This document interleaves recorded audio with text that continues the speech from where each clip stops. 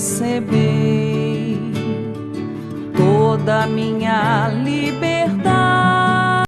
Olá, mais uma vez estamos aqui neste momento de espiritualidade para, mais uma vez, trabalharmos este livro tão interessante com o tema da pedagogia espiritual dos exercícios inacianos, com o livro Ter Deus Diante dos Olhos, do Padre Iglesias.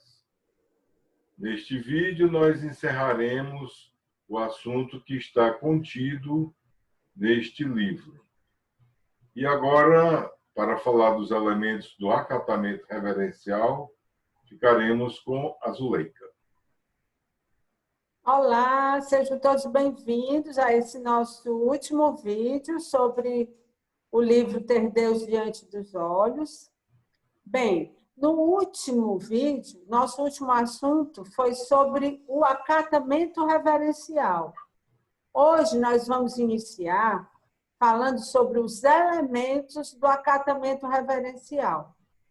O acatamento reverencial é uma graça, ou seja, uma experiência mística.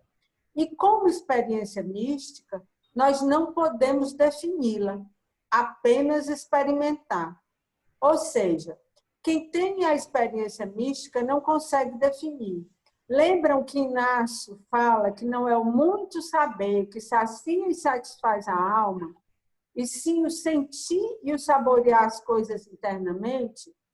Então, é como se nós tentássemos definir o sabor de uma fruta para alguém que nunca experimentou, se é doce, se é azedo. Nós não iríamos conseguir. A pessoa precisa experimentar. E assim, é uma experiência mística. O que se pode fazer é observar, é prestar atenção no impacto que a experiência causa na pessoa. Ou seja, o que fica. A pessoa que faz a experiência mística, o que deve prevalecer nela, daí em diante, nas relações com as pessoas da Divina Majestade, com Cristo, deve ser uma atitude humilde e amorosa de servo. E também uma ânsia e um desejo de discernir os menores sinais de serviço, ou seja, a vontade de Deus na sua vida. E nisso, nós podemos destacar 4 elementos, que são os elementos do acatamento reverencial, que são a admiração, a humildade, o amor e os grandes desejos. Primeiro, falando da admiração, para Inácio, nós podemos, aliás, citar como Inácio como o maior exemplo disso, o que é a admiração para uma pessoa que fez a experiência de uma graça. Para Inácio, a presença da Divina Majestade em sua vida foi assim, uma verdadeira irrupção pascal, muito parecido com os relatos bíblicos das aparições da ressurreição. A partir daí, tudo se ilumina, ou seja, tudo muda. Este ver não é apenas um olhar qualquer, é ter acesso à presença e à inteligência da Divina Majestade, sentir sua grandeza e a imensidão do seu amor. Ou seja, a majestade de Deus, a grandeza das criaturas e a harmonia da criação. Esse mergulho no oceano divino produz uma onda indescritível de admiração.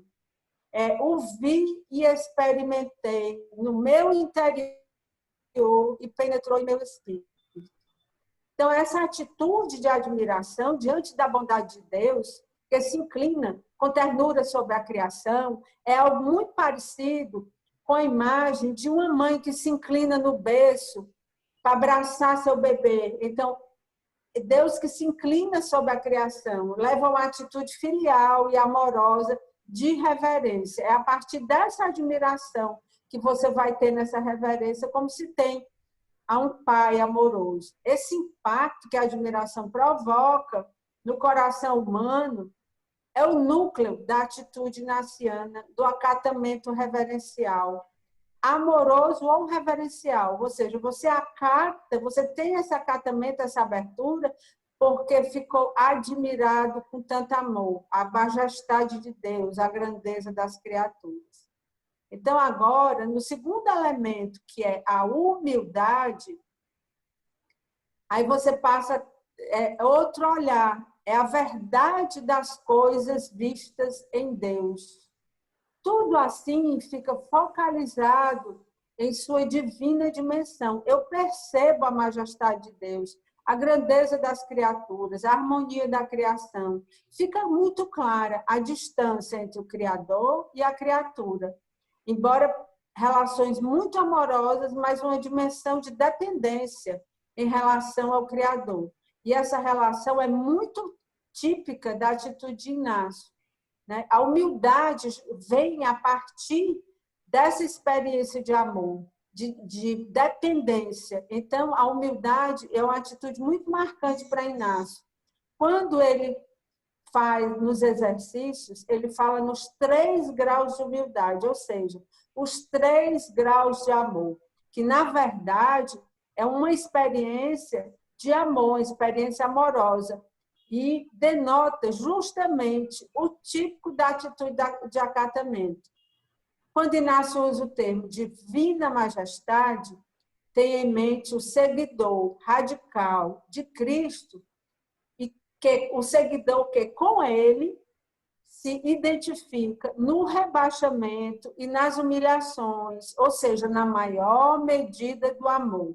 Então, Inácio admirou-se, né, com toda a sua percepção da presença de Deus, veio a questão da humildade, e aí nasce o amor. E aí vamos falar agora da percepção do amor, com esse elemento do acatamento. E o amor é o fruto mais precioso que Inácio busca.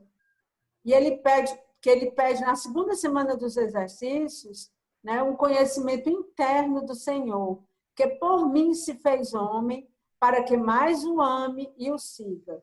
Isso é um verdadeiro conhecimento para amar Jesus, ou seja, é um elemento importantíssimo. Sem amor, você não o segue. No diário de Inácio, podemos verificar como é significativo o binômio amor e reverência. Essa reverência é consequência do amor. Vem sempre em trechos muito importantes das Constituições, quando ele estava montando as Constituições, e a obediência vinha do amor, o acatamento, porque vinha do amor, a obediência na atitude do acatamento reverente e amoroso. Daí nasce o 4º elemento, que são os grandes desejos. Né? Falando do 4º elemento, que são os grandes desejos, Inácio foi conhecido e qualificado e com muita razão, como o homem dos grandes desejos. Ou seja, ele tinha, através de toda essa sua experiência mística, brotavam naturalmente no seu coração, um coração que era ardente e generoso, a vontade de fazer algo grandioso por Cristo, pelo reino, para a glória. Aqui entra toda a espiritualidade de contínuo discernimento espiritual, ou seja, a busca do magis, que é o mais, que tanto se fala na espiritualidade naciana, da maior glória de Deus. Eis como a atitude de reverência ou acatamento amoroso é fonte de santos desejos que orientam o fim para o qual o homem foi criado, ou seja, louvar e servir. Para Inácio, isso é o fim, o objetivo, a nossa maior importância, a nossa fundamental importância no mundo. Podíamos dizer que a visão inaciana, que seja o fim do homem, não é o fim de finitude, mas o objetivo, tem todo o sabor pascal da experiência de alguém que tem olhos para ver, Então, tudo é o maior, a mais, o mais, para a maior glória de Deus. É onde nasce o maior desejo de Inácio. Tudo para a maior glória de Deus. Inácio era o homem dos grandes desejos. E agora, Giovanni. Quando vai falar da consolação, Padre Iglesias lembra, faz uma memória do tempo em que ele estava iniciando seu ministério como sacerdote, e ele lembra dessa capa da revista Time, que causou um grande impacto no mundo, principalmente nos meios religiosos, na qual ela questionava se Deus ainda estaria vivo. Isso de uma maneira muito difícil para quem estava ali vendo com tanta empolgação o final e as primeiras colheitas do Concílio Vaticano II. Então, ali nós estamos em plena década dos anos 60, um momento de muita mudança social, cultural, de revoluções artísticas e de várias expressões humanas que buscavam a forte mudança, até como consequência do pós-guerra. Naquele tempo as coisas demoravam mais a acontecer, então ali os anos 60 foram o esteio para que tudo aquilo que se revisou da guerra e da retomada do caminhar da humanidade numa busca de paz e de mudança aconteceu muito fortemente. Mas ele lembra que aquilo não foi tão forte como se pensava, porque já começaram também o que ele chama de a redescoberta da experiência espiritual. Então, já havia, com o próprio Concílio Vaticano II, que foi um concílio ecumênico, foi um concílio longo, que ajudou muito a Igreja a pensar, e que se confrontava a outras situações de vida, como as grandes estruturas de shopping centers, o avanço do mundo comercial através do marketing. Então, de certa forma, também a busca da espiritualidade se constituía como uma reação diante de todas essas mudanças rápidas que iam acontecendo naquele cenário. Aqui em Fortaleza também, para quem é dessa região, tivemos também na década de 70, um pouco logo depois do que começou a haver lá nos Estados Unidos e outros países, essa mudança de comportamento, quase que o templo da igreja sendo substituída pelo templo do comércio. Foi uma época de transição. Muitas pessoas desoladas, muitas pessoas sem mais acreditar na religião por conta dos avanços da ciência e da técnica, mas que também fazia brotar a parte espiritual. E logo depois, como ele mesmo lembra, saiu outra revista que dizia que Deus estava de volta para a vida. A sensibilidade do homem estava de novo aflorando sobre a importância de Deus. É uma expressão também que ele cita muito importante da época do concílio e que também ajudou muito a repensar sobre religião e pensar na espiritualidade, foi esse sacerdote jesuíta chamado Karl Rahner. E ele dizia o seguinte sobre aquela época, pensando no futuro da igreja: o cristão de amanhã ou será um místico ou não será um cristão. E é o que nós percebemos hoje. Há uma importância muito maior da espiritualidade. Há uma necessidade muito mais forte do encontro pessoal com Cristo em nossas vidas, como católicos. De certa forma, as crises, as dificuldades, todos os questionamentos e soluções dadas no Concílio Vaticano II nos despertaram para essa necessidade de um desenvolvimento mais pleno, mais interior, mais junto na experiência com o próprio Senhor. Também, no segundo item, quando ele vai falar da consolação, ali no livro, ele fala de uma necessidade de uma pedagogia espiritual. Assim como existe a pedagogia como caminhar junto para quem aprende alguma coisa, existe no conceito da espiritualidade a mistagogia. Ora, a mistagogia, como está no próprio termo, ela se refere ao que é místico, ao que está colocado como uma experiência de encontro. E ela nunca poderá ser vista como uma ciência que traz um conhecimento absoluto fechado, um enunciado de uma lei, ou uma formulação que atende a todo e qualquer problema. Não.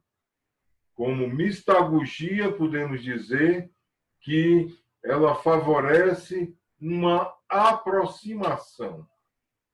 Cada um faz a sua experiência. E isso nos lembra o chamado que o Senhor fez a cada um pelo nome, no seu lugar, com a sua vida, com os seus defeitos e com os seus potenciais. Se nós examinarmos a Santa Escritura, no Novo Testamento, ali quando Jesus começa a sua vida pública, se nós pensássemos como que cientificamente, se nós fizéssemos uma análise fria, um espectador que não conheça bem a nossa religião diria: isso não deu certo. Porque parece que Jesus não se cerca dos mais sábios, dos mais preparados do ponto de vista de uma relação com as pessoas. Eram homens brutos, eram pessoas com grandes dificuldades. Mas através do encontro, através da caminhada, através de um desenvolvimento que parte desde o interior de cada um como experiência, todos ali conseguiram, pela sua liberdade, exceto um que não aceitou o que Jesus dizia. Mas na liberdade de cada um, aqueles apóstolos construíram o início da caminhada da nossa igreja. E é isso que é necessário para todos nós hoje. O desenvolvimento de uma mistagogia. Por excelência, a igreja tem sua metodologia mistagógica colocada na liturgia, na ação de graças, que nós chamamos de missa. Mas também a gente desenvolve através de exercícios espirituais, através até mesmo do nosso viver, do nosso dia a dia, da nossa contemplação na ação. Inácio tomou consciência da realidade, da experiência e da importância da subjetividade. A objetividade ela é dada, por exemplo, às ciências exatas, em que você tem um objeto e vai estudar e delinear sobre aquele objeto. A experiência humana passa pelo sujeito, por cada um de nós. E por isso ela é subjetiva. E por isso é mais desafiante, porque dependerá da percepção de cada pessoa. Ninguém pode impor uma experiência, ninguém pode delinear aquilo que o outro vai sentir durante a sua oração. É preciso respeitá-lo. É preciso, sim, ajudar, fornecer um método, acompanhar, mas deixar que brote de cada momento, no íntimo de cada pessoa, a experiência. É isso que Santo Inácio fez e foi assim que ele desenvolveu os exercícios espirituais. E uma forma de se saber se cada pessoa está no caminho correto é que cada um, na sua percepção, tem que dar conta do que acontece na sua alma. Tem que, de fato, perceber se naquela experiência está sentindo uma consolação espiritual para comprovar se aquilo que ele sente, se aquilo que emana como fruto de sua oração é fruto da verdade. E consolação, uma definição muito simples, mas muito certeira, é a que eu acho mais interessante, significa ter solo, sentir a firmeza, mesmo quando as coisas não estão bem, mesmo quando acontece naquele barco em que Jesus estava e que havia uma tempestade. Mas na presença do Senhor, voltou a firmeza, voltou o solo.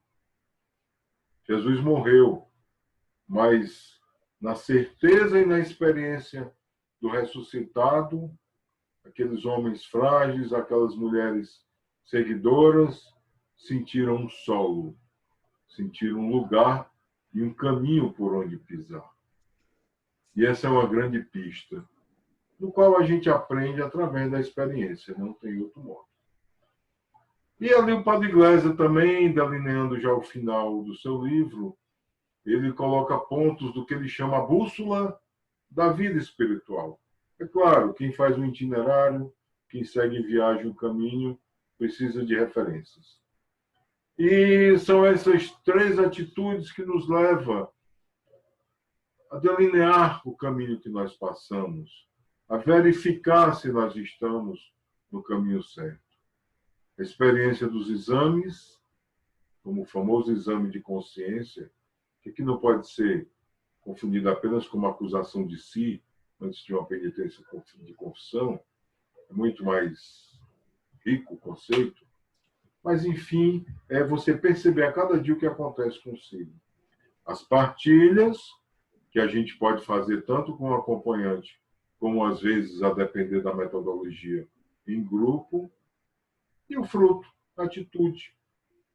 Como cada um passa a agir, a pensar e repensar, a dar alguma significação diferente àquilo que acontece e até mesmo o que está em seu passado, e até mesmo na sua história de vida.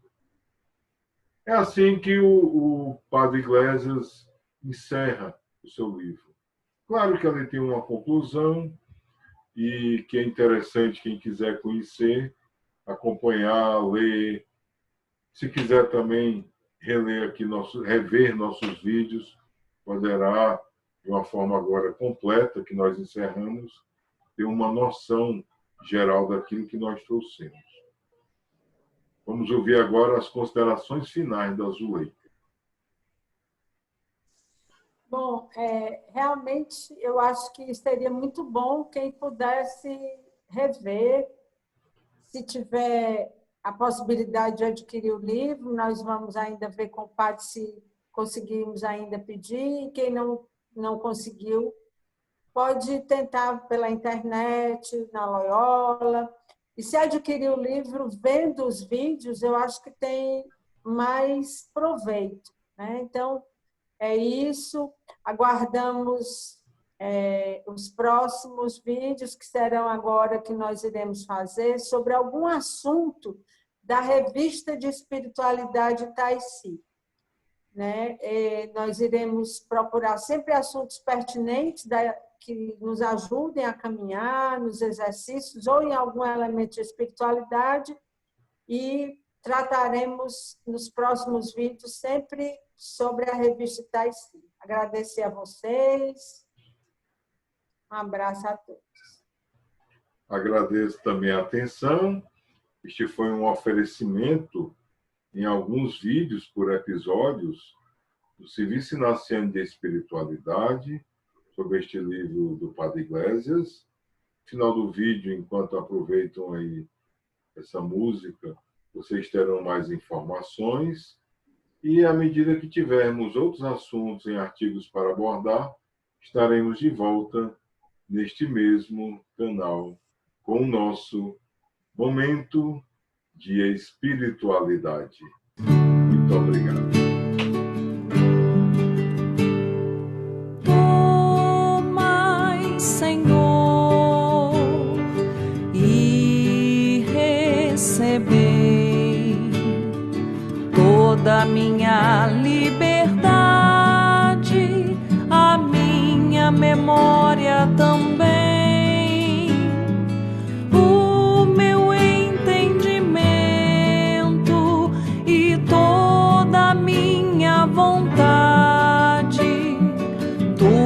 Que tenho e possuo,